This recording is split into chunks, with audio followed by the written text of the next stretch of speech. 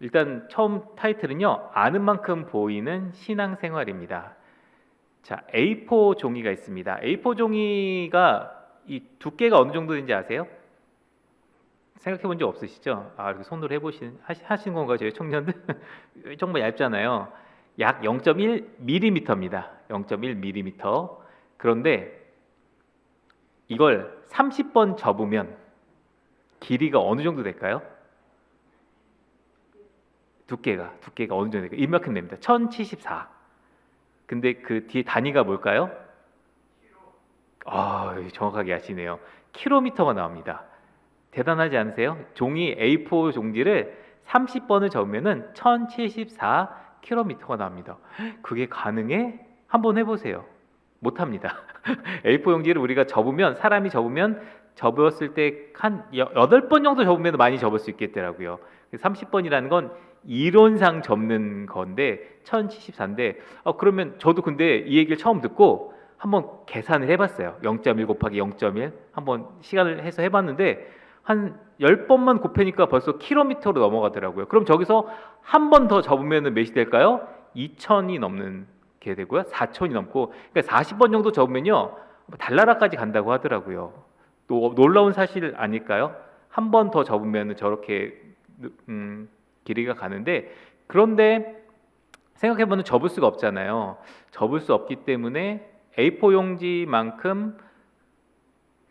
말고 그냥 가상으로 큰 종이, 정말 큰 종이가 있다면 가능하겠죠. 정말 큰 종이, 지구를 덮을 수 있는 큰 종이가 있으면 가능할 텐데, 저는 그것을 어떻게 생각하냐면요, 케파라고 봤습니다. 케파, 우리 청년들은 좀 익숙한 단어일 텐데, 케파가 뭐냐면요, capacity, 능력치라는 것을 줄여서 케파라고 합니다. 너 케파가 어느 정도 돼? 라고 할 때 케파, 내가 갖고 있는 능력치를 케파라고 하는데, 본인이 갖고 있는 능력치가 그 종이의 크기 같아요. 두께 말고 내 마음속에 있는 그 능력치의 크기가 A4 용지만한 사람은 8번 접으면, 노력을 하면 더 이상 할 수 없습니다. 근데 그 크기가 A3건 전지건 가상으로 지구를 덮을 수 있는 케파를 내가 갖고 있다면, 접히면 접히는 대로 그 길이, 두께를 만들 수 있는 게 우리의 신앙생활 그리고 사회생활 모든 것이라는 생각이 듭니다.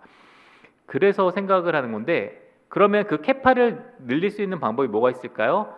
알을 통해서 케파를 향상시키자라는 게 제가 여러분과 나누고 싶은 겁니다. 케파를 늘릴 수 있는 방법이 여러 가지가 있죠. 저는 저희 딸한테 지식을 좀 많이 강조합니다. 지혜를 우리는 더 소중히 여기잖아요. 근데 지식이 빠진 지혜는 있을 수 없다고 저는 생각을 해요. 하나님이 강권적으로 주시면 가능하죠. 하지만 일반적으로서는 내 안에 지식이 차곡차곡 쌓이고 그것이 지혜로 연결되는 겁니다. 신앙생활도 마찬가지죠. 성경에 대한 지식이 필요한 거지 지혜가 필요한 건 아니거든요. 일단 지식을 쌓으면 그 안에 성령님께서 지혜로 연결시켜 주는 것이 우리의 신앙생활이라는 생각이 듭니다. 그래서 지식이 정말 필요하죠. 자, 저기 있는 단어들 보이시죠?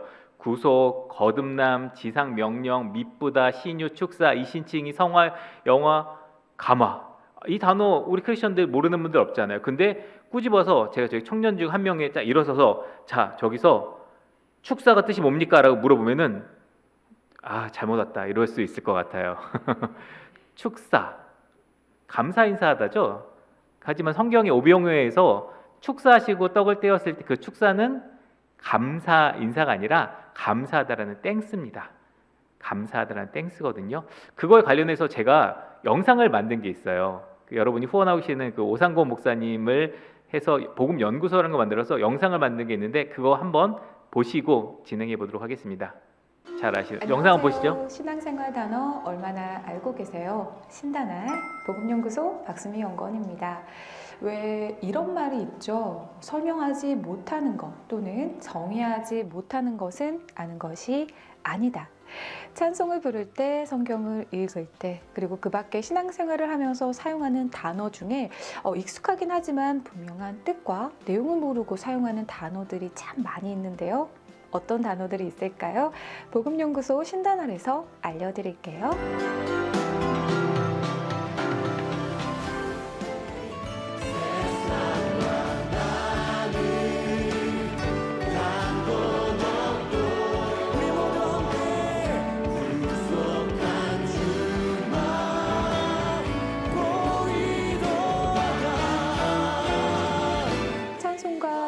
스스로 나의 구주 삼고에 나오는 이 단어, 구속.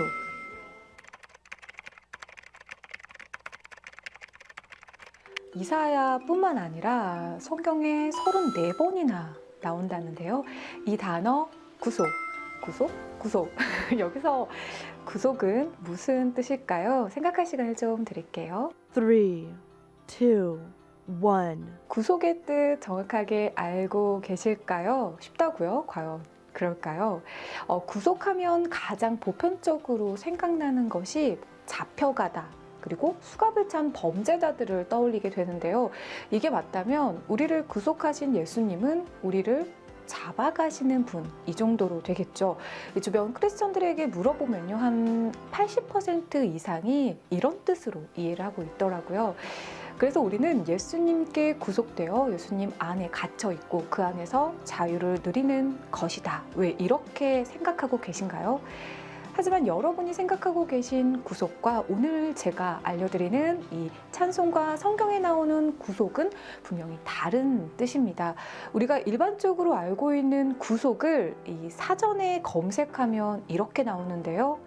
행동이나 의사의 자유를 제한하거나 속박함. 그렇다면 오늘 알려드린 이 구속은 사전에 어떻게 나와 있을까요? 예수가 십자가에 못 박혀 인류의 죄를 대속하여 구원함, 이렇게 기재가 되어 있습니다. 그래서 오늘 알려드린 이 구속과 우리가 흔히 알고 있는 구속, 한자로 보면은 알겠지만 전혀 다른 뜻입니다. 신단할 오늘의 단어 구속은 사전에 나와 있듯이 예수가 십자가에 못 박혀 인류의 죄를 대속하여 구원함이라는 뜻의 단어입니다. 영어로는 많이 들어보셨을 거예요. 리딤. 그래서 구속자 되신 예수님을 영어로 리디머라고 하죠. 이 구속이라는 단어가 이렇게 혼란을 준다고 생각을 했는지 이 개역개정 버전이 되면서 신약 성경의 구속은 속량으로 바뀌게 되었습니다.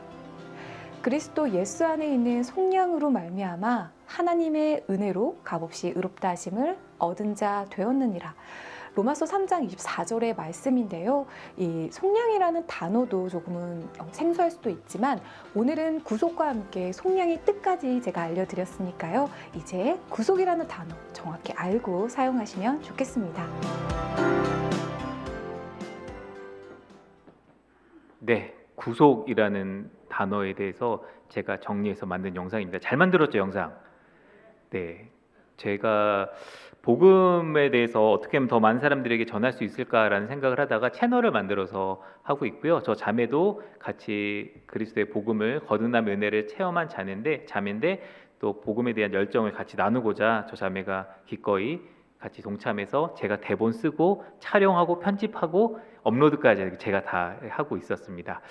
우리 청년들도 충분히, 우리 목사님도 미디어에 대해서 관심 많잖아요. 청년들도 충분히 저렇게 하나의 그 프로그램을 만들어서 소통할 수 있는 걸 만들 수 있다는 거, 미모들이 다 저 자매보다 지금 더 훌륭한 자매님들이 앉아 계시니까 할 수 있지 않을까라는 생각이 듭니다. 계속해서 PT 이어가겠습니다. 그래서 구속이라는 뜻을 정말 몰라요. 밑보다도 저도 아름다울 미에 예쁘다의 뿌 이렇게 합성된 줄 알고 예쁘신 주님 뭐 이런 식으로만 생각했던 그런 시절이 있었거든요. 그래서 분명히 알아야지 그것이 지식이 되고 지혜가 될 수가 있습니다. 그래서 오늘 먼저 알아야 될 것은 복음입니다. 복음이 뭔지를 알아야지 첫 단추가 껴지겠죠. 복음 모르는 사람이 어디 있겠어 라고 하는데 의외로 쉽지가 않습니다. 그래서 알미란 무엇인가를 정의하면 아는 것은 힘이다. 예, 프란시스 베이컨이 한 이야기입니다. 이거 아는 얘기죠. 아는 것이 힘이다. 또 맹자가 이런 얘기를 했습니다. 좀 말이 좀 어려워요. 아는 것이 무엇인가 하니 아는 것을 안다고 알지 못하는 것은 알지 못한다고 하는 것이 아는 것이다. 예, 맹자가 이런 얘기를 했는데 유홍준 교수라고요. 나의 문화유산 답색이라는 정말 베스트셀러에서 정말 유명한 얘기 아는 만큼 보인다라는 이야기를 했습니다. 성경에는 어떤 얘기가 있을까 찾아봤더니 다행히 비슷한 얘기가 있더라고요. 꼭 이걸 두고 한 말씀은 아닌데 사도 바울이 한 말씀이 있습니다. 만일 누구든지 알지 못하면 그는 알지 못하는 자니라. 약간 맹자랑 비슷한 느낌이지 않을까요? 만일 누구든지 알지 못하면 그는 알지 못하는 자니라. 내가 알고 있다고 생각했는데 알지 못하는 거예요. 그러면 그 사람은 알지 못하는 자입니다. 고린도전서 제가 오타가 났네요. 14장 38절 말씀인데 한번 찾아보세요. 앞뒤 문맥을 보면 이 느낌은 아닐 거라는 생각이 들긴 할 텐데 사도 바울이 알에 대해서 이렇게 말씀을 했습니다. 그래서 아는 것이 가장 기본이고 시작이죠. 반드시 알아야 될 것. 그래서 복음이 무엇인지 정의를 내려봤으면 좋겠습니다. 자, 여기 보이시는 건 컵이죠. 컵이 뭐냐고 물어봤을 때 대답을 못할 사람은 아무도 없습니다. 물 마실 때 사용합니다. 때로는 디자인 제품으로 전시를 할 때 쓰는 겁니다. 컵에 대해서 누구나 알 수 있습니다. 설명을 다 할 수 있습니다. 그러면 그 사람은 컵을 아는 거죠. 근데 복음이 뭡니까? 라고 물어봤을 때 이것을 정의하지 못한다면 내가 알고 있는 것인지 모르고 있는 건지 한번 점검을 해봐야 된다는 거죠. 복음이 뭡니까? 라고 했을 때 제일 먼저 떠오르는 얘기는 기쁜 소식이죠. 네, 기쁜 소식. 복음이 복음이죠. 이렇게 한 번도 내 삶의 복음을 정해보지 못했다면 이렇게 약간 두루뭉술한 이야기, 불분명한 이야기를 할 수 있을 것 같습니다. 그래서 만일 당신이 정의하지 못하는 것이라면 그것을 아는 것이라고 말할 수 없다라고 하면 좋을 것 같습니다. 각자의 삶에서 해야 될 것들이 많이 있고요. 자신들의 위치가 있습니다. 근데 자기 위치나 자기가 생각하는 것들이 무엇인지 분명하게 설명하지 못한다면 자신은 그거에 대한 정확한 비전을 아직 찾지 못한 거라 해도 과언이 아니고요. 분명히 알지 못하고 찾아가는 중이라고 할 수 있거든요. 그래서 내 삶에 무언가를 할 때 그것을 정의 내리는 것은 정말 중요한 삶의 첫 단계라고 할 수 있습니다. 그럼 복음의 정의를 이야기를 해볼까요? 사전을 찾아보면 이렇게 나옵니다. 국어 사전에 첫 번째로는 기쁜 소식이라고 나와요. 기쁜 소식 사전에. 두 번째 뜻은 뭐라고 나와 있냐? 예수의 가르침 또는 예수에 의한 인간 구원의 길. 제가 말하는 복음은 두 번째, 우리가 말하는 복음의 정의는 두 번째에 가깝겠죠. 국어 사전은 이렇게 간단하게 나와 있지만 백과사전을 보면은 이렇게 나와 있습니다. 백과사전에 보면 글씨가 잘 보이시나요? 저는 잘 안 보여서. 백과사전에 보면 복음이라는 말은 이미 구약에서 이사야에서도 나온 바 있거니와 이 말을 가장 많이 쓴 사람은 사도 바울이다. 그에 따르면 복음이란 예수 그리스도의 십자가와 부활을 통하여 하나님이 인간을 죄와 죽음의 상태에서 구원한다는 약속과 그 사상을 의미한다. 백과사전은 정확하게 이야기하고 있잖아요. 그럼 백과사전은 어떻게 이걸 알 수 있을까요? 성경이 나와 있으니까 알 수 있는 거겠죠. 그럼 우리는 정확하게 이게 성경이 나와 있는지를 찾아보고 복음의 정의를 내 것으로 하고 그것으로 시작점을 삼으면 좋을 것 같습니다. 성경이 말하는 복음의 정의입니다. 고린도전서 15장 1절부터 4절 말씀인데요. 자, 한번 같이 읽어볼까요? 읽을 수 있겠죠? 형제들아, 내가 너희에게 전한 복음을 너희에게 알게 하노니 이는 너희가 받은 것이요 또 그 가운데 선 것이라. 너희가 만일 내가 전한 그 말을 굳게 지키고 헛되이 믿지 아니하였으면 그로 말미암아 구원을 받으리라. 내가 받은 것을 먼저 너희에게 전하였노니 이는 성경대로 그리스도께서 우리 죄를 위하여 죽으시고 장사 지낸 바 되셨다가 성경대로 사흘 만에 다시 살아나사. 아멘. 자, 복음을 너희에게 알게 하노니, 알에 대해서 이야기했죠. 그리고 그로 말미암아 구원을 받는, 복음은 구원을 받게 하는 것입니다. 그래서 성경대로 그리스도께서 우리 죄를 위해 죽으시고 장사 지낸 바 되셨다가 성경대로 사흘 만에 다시 살아나사. 사도 바울이 말한 복음의 정의 동의하십니까?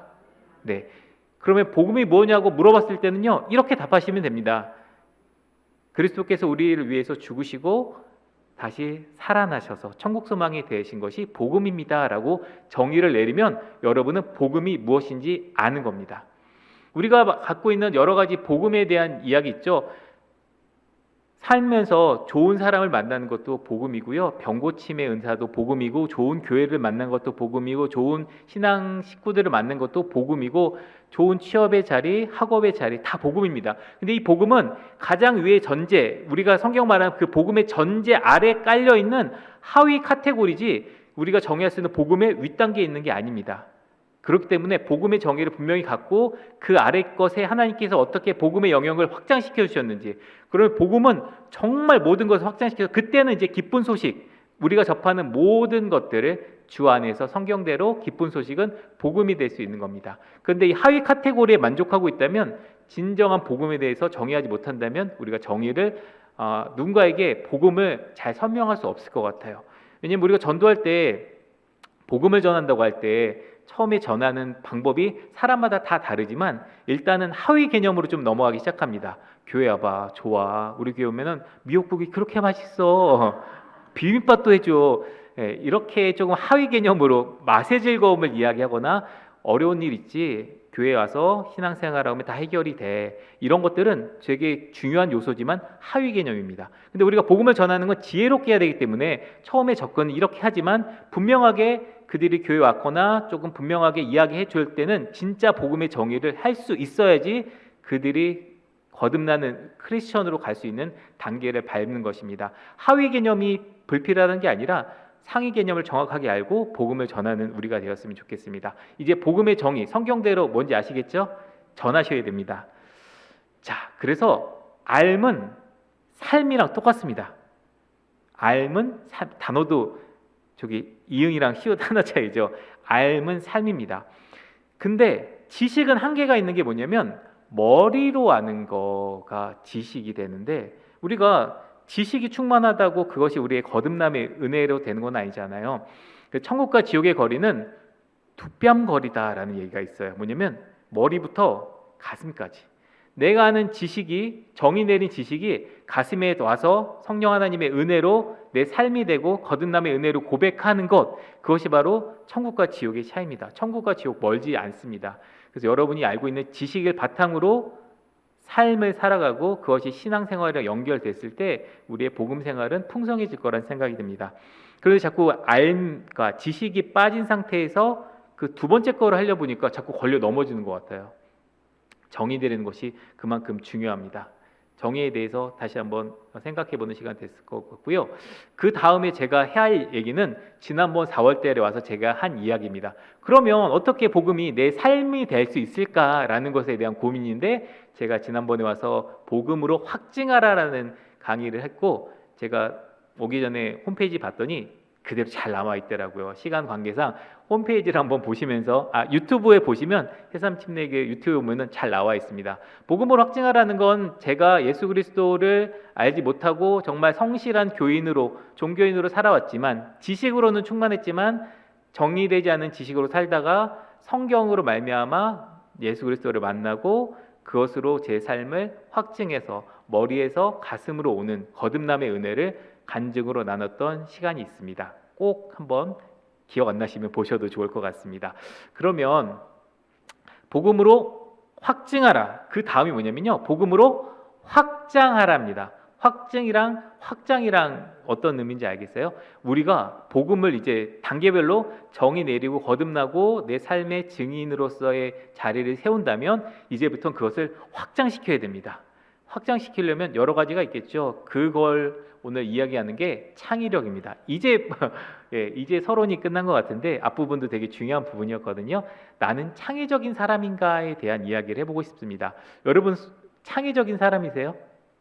우리 청년들 본인 스스로 창의적이라고 생각을 하세요? 대부분 물어봅니다. 창의적인 사람 손들어 보세요라고 하면 손든 사람이 거의 없어요. 손든 사람 보면은 좀 이상하게 쳐다보죠. 쟤는 좀 유별나. 근데 그 용기고요, 자신감인데 저는 PD가 극동방송 PD로 입사해서 생활했잖아요. PD에게 가장 제일 먼저 요구되는 자질이 창의력이었습니다. 저는 극동방송 입사하고 나서 창의에 대한 갈망이 정말 많았어요. 그래서 그 연대에서 진행되는 창의력 특강도 제가 6개월 동안 들었어요.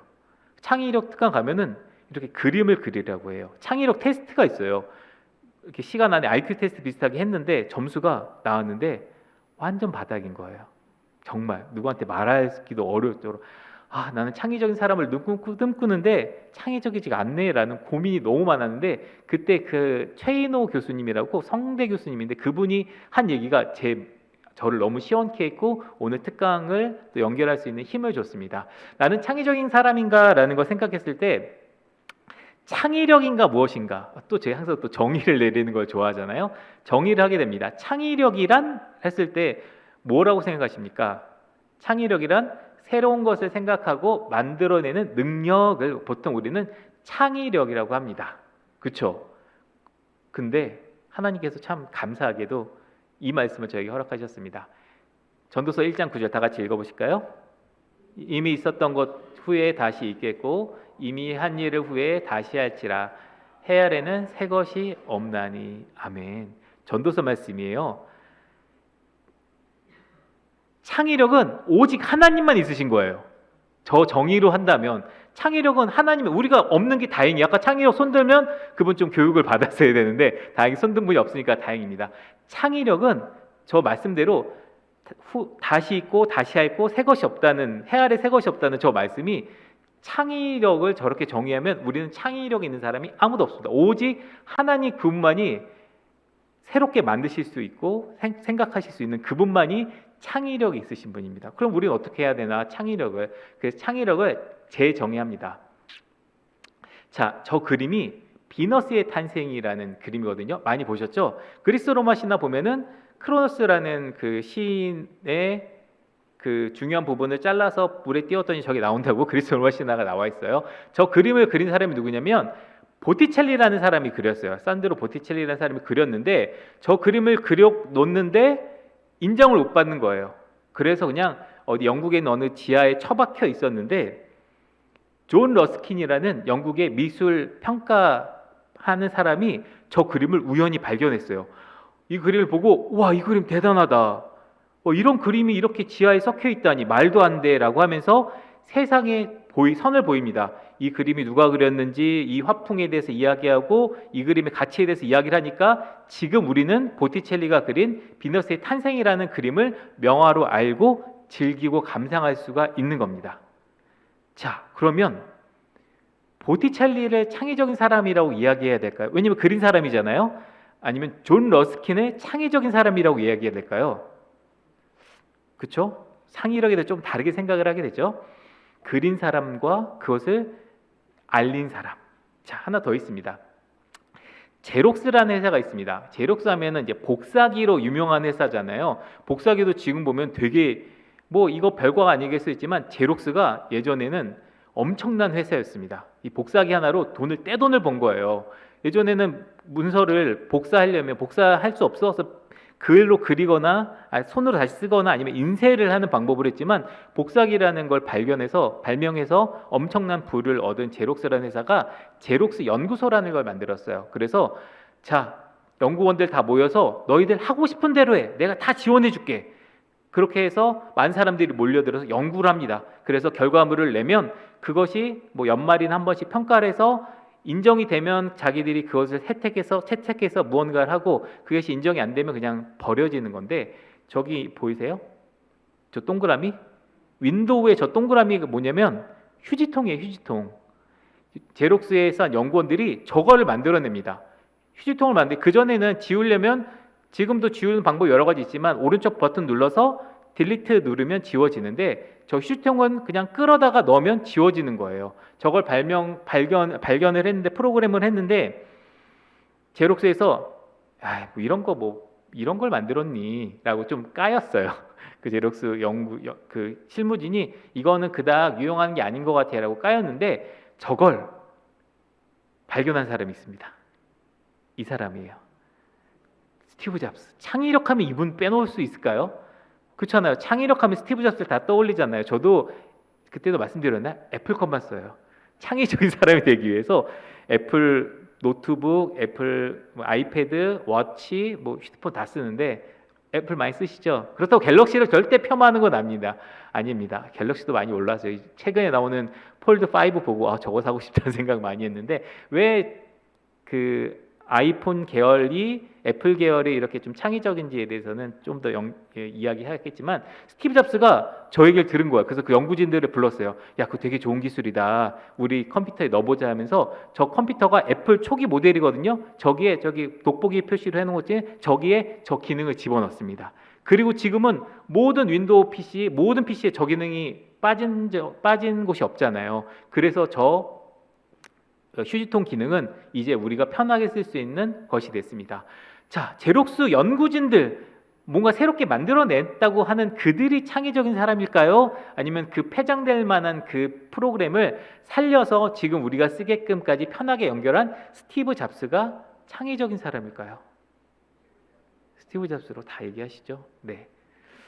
스티브 잡스가 이런 얘기를 했습니다.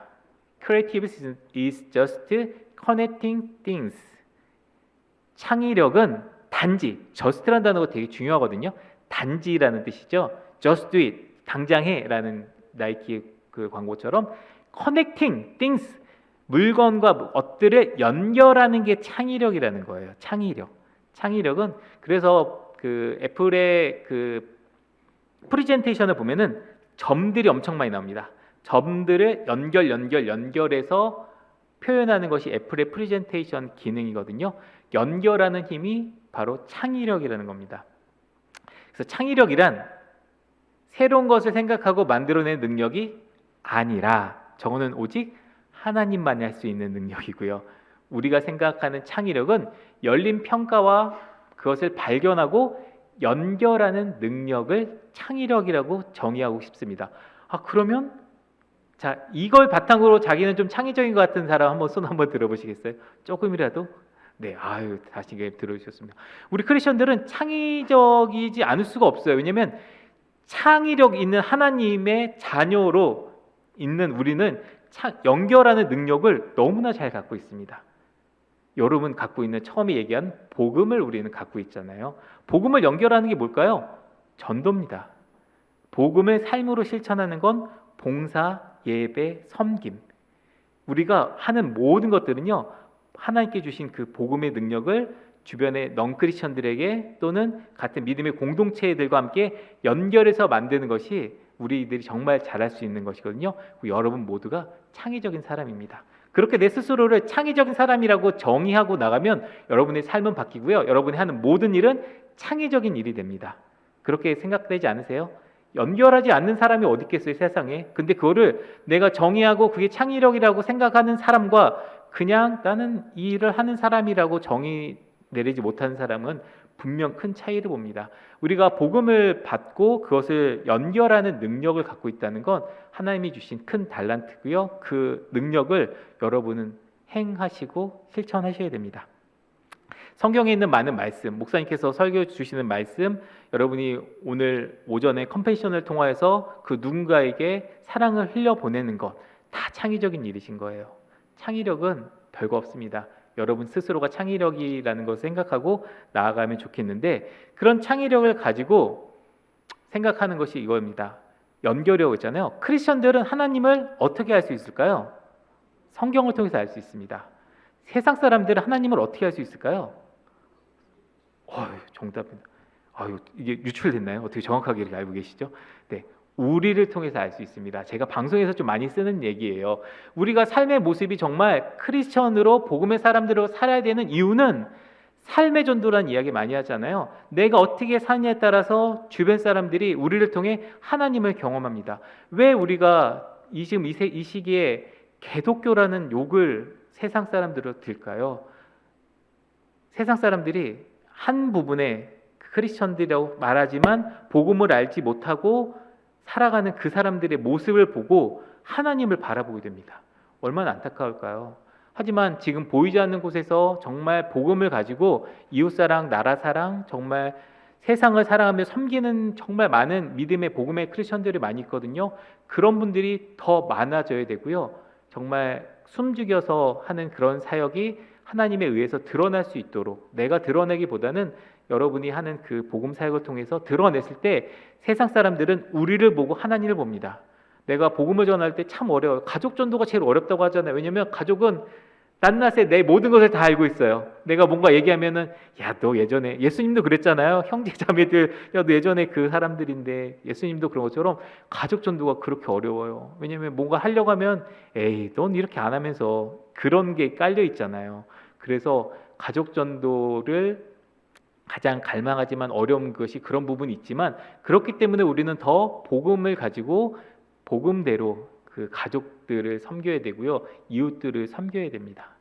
복음으로서 우리가 해야 될 것, 우리를 통해서 세상 사람들이 하나님을 만난다는 것, 그 부분 아셔야 되는데, 그렇기 때문에 우리가 성경을 통해 하나님을 만난 것처럼 성경 말씀을 꼭 우리 안에 갖고 있어야 되고요, 성경 말씀이 내 안에 살아 숨쉬어서 그것이 내 삶의 행동으로 전해지는 그 비결을 여러분 꼭 훈련 받으시면서 하셨으면 좋겠습니다. 그래서 이런 복음을 정의하고 또 창의력을 가지고 세상과 싸울 수 있는 영적 기술을 제가 몇 가지 소개하면서 마무리하도록 하겠습니다. 영적 싸움의 기술이거든요. 자, 포장의 기술이 있습니다. 포장의 기술. 아무리 좋은 것도 잘 포장해서 담아내지 못하면 그 가치를 인정받지 못한다라는 건데 좀 뭐 저 별게 있냐라고 했지만 제 스스로 특강하면서 만들어낸 거예요.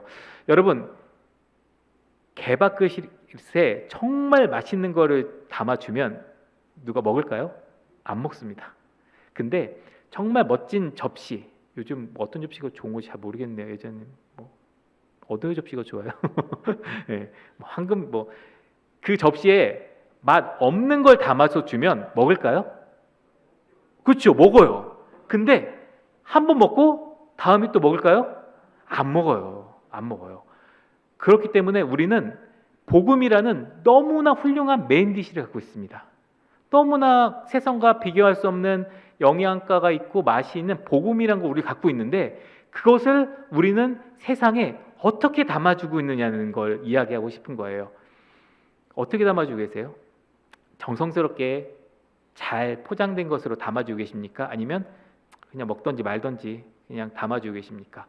그래서 내가 갖고 있는 복음이 정말 귀한 가치라는 걸 안다면 여러분 그것을 잘 담으셔야 돼요. 요즘 시대에 그게 약간 미디어라는 그 이름의 포장이 나와 있습니다. 그래서 제가 미디어를 되게 강조하는 이유가 있어요. 아까 그 영상도 나름 잘 만들었다고 생각해서 만든 건데 이런 영상들이 더 많아져야지 돼요. 저거 보면은 보기도 좋고 맛도 좋아 보이는 이런 것들을 많이 만들어서 세상에 많이 뿌려야 돼서 사람들이 믿지 않는 사람들도 때깔이 괜찮네 라고 해서 한번 들어와서 복음을 접할 수 있게끔 우리가 복음을 전하고 전도를 하고 할 때도 어떻게 담아서 줘야 될까. 근데 가장 큰 최고의 그릇은요 우리 자신입니다. 내 자신 안에 복음을 가장 담고 있는 내 자신의 그릇이 먼저 좋아야지 돼요. 이게 좋아야 된다는 게 옷을 잘 입거나 뭐 날씬하고 빵빵하고 몸매 좋고 뭐 이런 게 아니라 하나님의 사람이라는 그 훌륭한 포장에 대한 그릇을 내가 갖고 있어야지 담는 사람들에게 복음을 전할 때 훌륭한 복음이 됩니다. 그래서 어느 순간에서도 내가 해야 돼. 나는 하나님의 복음을 담는 그릇이구나. 내 자신을 잘 포장해야구나. 보통 포장한다는 얘기는 좋지 않은 표현으로 쓰이기도 해요. 그런데 어떤 선물을 정말 감동시키려고 할 때는 포장을 잘하면 정말 그 사람이 감동을 하거든요. 그렇기 때문에 포장이라는 게 중요합니다. 그런 얘기가 있어요. 준비된 사람에게 어떤 새로운 기회는 설렘입니다. 하지만 준비되지 않은 사람에게 어떤 새로운 기회는 두려움이거든요. 아마 우리 많은 분들이 지금 이 순간 이후로 새로운 환경에 놓일 수가 있을 거예요. 특히 청년들은 더 많은 그런 기회가 있을 거예요. 어떤 새로운 환경의 변화나 새로운 프로젝트, 학업, 직장, 뭔가 새로운 것이 분명히 나에게 다가올 때가 있는데 이미 준비한 사람은 설렘으로 다가옵니다. 하지만 두려움으로 다가오면 그것은 나에게 오지 않습니다. 그렇기 때문에 내가 평소에 나의 자신을 지식과 지혜로 알므로 채워가는 포장을 잘 만들어내함이 그렇기 때문에 중요한 것입니다. 그리고 두 번째는요, 계란으로 바위치기 효과입니다. 깰 수는 없지만 원하는 것으로 가릴 수 있다. 저것도 영상이긴 한데 저건 패스하고요. 계란으로 바위치기라는 얘기는 보통 무모하다는 얘기를 많이 하잖아요. 그런데 저 지금 계란 보이죠? 바위 보이죠? 저게 눈으로 그려보십시오. 딱 계란이 던져졌을 때 계란이 깨지면서 저 바위는 어떻게 될까요? 노른자와 흰자로 얼룩이집니다. 그렇죠? 그러면 저 바위를 저만큼 크게 바위를 덮으려면 계란 한 100개만 있어도 되지 않을까요? 100개 정도면 충분히 저 바위는 바위가 아니라 계란이 그냥 흩어져 있는 거로 보일 수가 있어요. 세상이라는 거대한 바위가 우리 앞에 있습니다. 너무나 커요. 근데 그 바위 앞에서 우리는 그 바위만 바라보고 저게 깨질까 안 깨질까 생각도 안 하고 그냥 바위에 붙어 살려고 하는 모습을 보이고 있습니다. 그런데 우리는 복음이라는 달걀을 갖고 있거든요. 복음이라는 달걀을 세상을 향해 마구마구 던졌으면 좋겠습니다. 그러면 세상은 깨지지 않을 수 있어요. 하지만 흔적을 낼 수 있습니다. 사람들이 보고 바위에 뭐가 묻었네? 복음이 묻었네? 복음으로 덮여졌네? 할 수는 있습니다. 세상이라는 바위가 얼마나 크든지 상관없이 우리 크리스천들이 복음의 무기를 갖고 복음이라는 계란을 가지고 막 던지면 돼요. 그게 각자의 삶에서 해야 될 역할입니다. 각자 창의적인 것을 연결하는 거라고 했잖아요. 창의적인 것은 새로운 걸 있는 것을 새롭게 바꾸는 그런 거잖아요. 연결하는 거잖아요. 여러분이 여러분의 삶의 자리에서 복음을 전할 때 계란이 세상에 하나 떨어집니다. 여러분이 학업을 통하여서 그리스도의 영광을 보이고 또 자녀들에게 복음을 전하고 그 자녀들이 또 누군가에게 복음을 전하고 또 미디어를 통해서 유튜브라는 그 거대한 세상 가운데 복음의 컨텐츠가 이단들이 그렇게 유튜브에 영상을 많이 올려요. 왜냐하면 알고리즘에 걸리면 계속 그게 나오니까. 여러분도 새삼침내교의 유튜브가 있잖아요.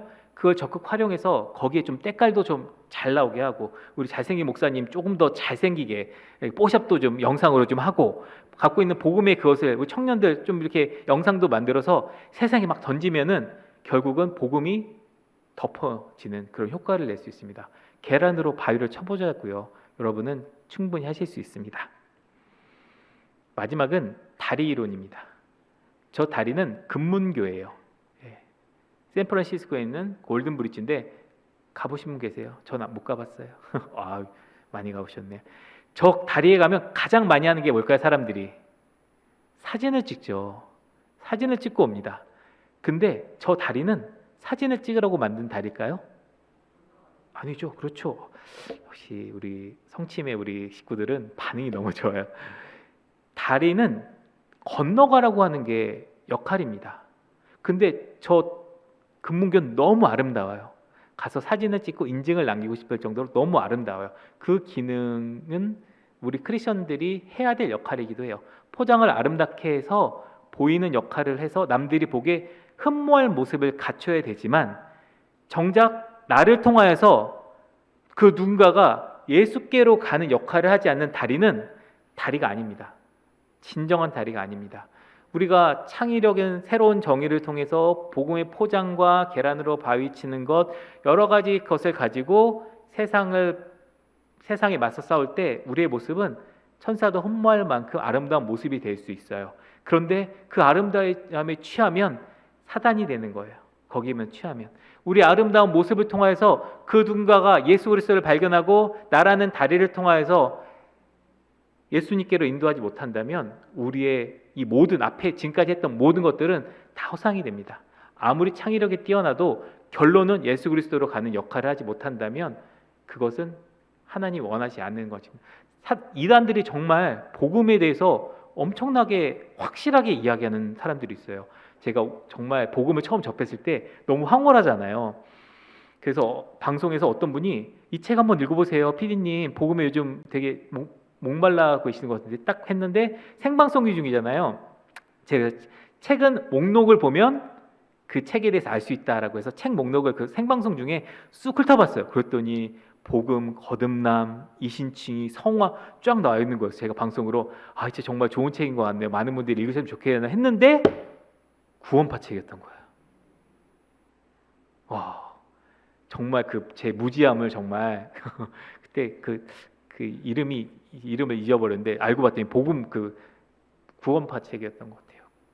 이단들은 정말 끝이 다르잖아요. 복음에 대해서 어쩌면 정말 많은 사람들이 콕 갈 수 있게끔 많이 하고 있습니다. 정말 포장 잘해요. 신천지들이 여러분 어떤 하는 행동들 이렇게 시험 보는 거 혹시 보셨어요? 줄 쫙 맞춰가지고 착착착 세상선 보면 우와 멋있다 이렇게 되잖아요. 예. 그런 것 좀 우리가 그렇게 하자는 건 아니지만 그들은 이미 제가 말한 전략을 다름 알고 있는 거라는 생각이 들어요. 우리는 너무 뒤처져 있어요. 세상에 나가면 이 교회 안에서 갖고 있는 복음이 세상에 나가면 소통이 안 돼요. 우리 청년들이 교회에서는 정말 복음의 사람들이라고 하지만 세상에 나갔는데 경쟁력이 없어서 결국 교회를 떠나는 일을 정말 많이 봅니다. 우리 여기 있는 우리 청년들은 아니겠죠? 부산에 있는 한 황동환 목사님이라고 10대들의 편지를 쓰신 목사님인데 그분은 교회 청년들을 교숙자라고 그래요. 교숙자. 교회 플러스 노숙자. 청년들이 교회에서는 정말 열정을 가지고 엄청난 에너지를 발휘하긴 하는데 세상에 나갔더니 힘을 못 쓰는 거야. 그럼 결국 교회에만 있는 거예요. 교회면 좋거든요. 인정받고 봉사하면 칭찬도 받고. 근데 결국은 세상은 향해 나가야 되니까 결국 세상을 떠나는 많은 청년들을 보면서 교숙자라는 이야기를 하게 되더라고요.